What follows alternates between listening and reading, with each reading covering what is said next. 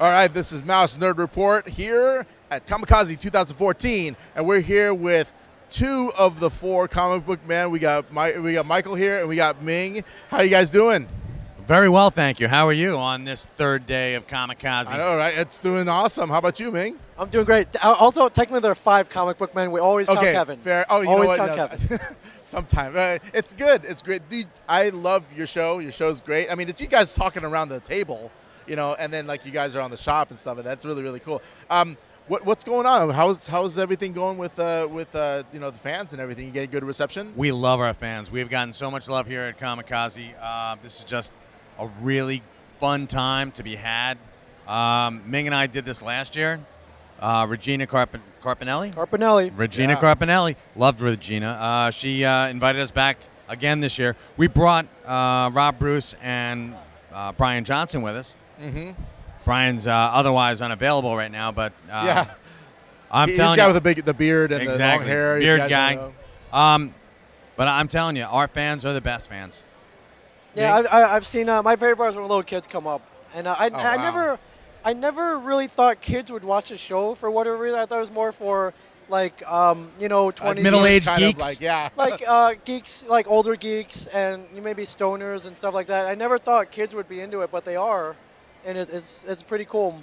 Absolutely. Like, do you guys I watch the show and I'm like amazed at how much like knowledge you have of like past comics, and I sit there, I'm like, oh, I know that, I don't even know about. Like, dude, did you ever think that, like, maybe 10 or 15 years ago, you would be, like, on a show doing all this kind of stuff? Oh, hell no. Are you insane? I mean, if someone had come up to me, like, 15 years ago and said, in 15 years, you're going to be on a TV show that's kind of popular and, you'll be talking about what you love, I'd have said you were crazy. Yeah, Mike knows more about comics than anybody I know. He's a comic book genius. I make the Rain Man reference where he just pulls out these facts about comics that nobody else knows. Yeah, I remember that one show that you took over the shop. Yeah. And I was like, oh my gosh, he's gonna screw up, but you actually did pretty well. I did okay. I was really impressed. I did okay, but I mean, every shop needs a Mike Zapsik in it. Every shop doesn't have a Mike Zapsik, and that's what they need, though. So how much setup? How much setup happens? Because like there are framed shots in there, and then it's such a small little shop. I mean, there's a lot of like really good angles from there. Like they make use of that space a lot.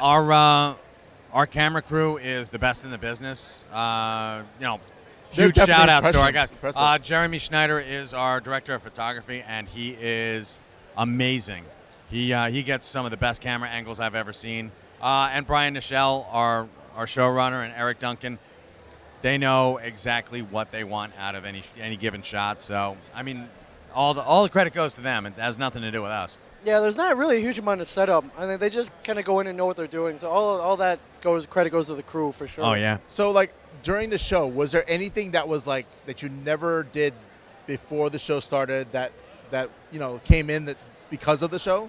Like the Batmobile episode was amazing, right? Absolutely. Like, I was like, oh, geez, you're like running around with the Batmobile. Here's what's really funny: the Batmobile has come to the store in the past. We've had fans come up and there was a guy who actually custom builds Batmobiles. Brought one up that he was driving from Secaucus down to Georgia. Wow. So he did that, and he stopped by the stash. And I'm sorry, I'm a little distracted. Rob Bruce is yelling at someone back there, and it starting to make my blood boil. It's kind of like, hey, I got something out back you might want to see. Yeah, he says that. It's like it's a Batmobile. Yeah, but rarely do they let you drive it. So the one time we did get to drive it, we got to do it for the show. Yeah, I was like feeling it with you. I'm like, oh man, I would have loved to be in that seat. Oh man, it was awesome. But you do sorry. I was gonna say it handles like a parade float.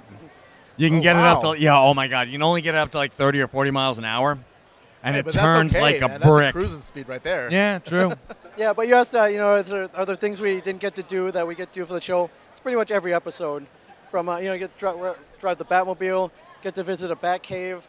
I put on Wonder Woman underoos. I mean, there's a whole range of things. Well, that's amazing. You guys doing great. AMC is just promoting the crap out of your show, and it's doing really, really well. Like, I love watching it. Like, I got it on Netflix. I'm just machine gunning every episode. That's awesome. Yeah, we love Netflix. Netflix has brought us to a new level. Are you guys doing anything like any other kind of like side things that you guys want to talk about? Is there anything, or you just kind of We've got a couple things in the hopper right now, but nothing we can talk about just yet. Okay. And we podcast too. We podcast on Kevin's smodcast.com network. Yeah. I have a podcast called I Sell Comics that Mike and I do.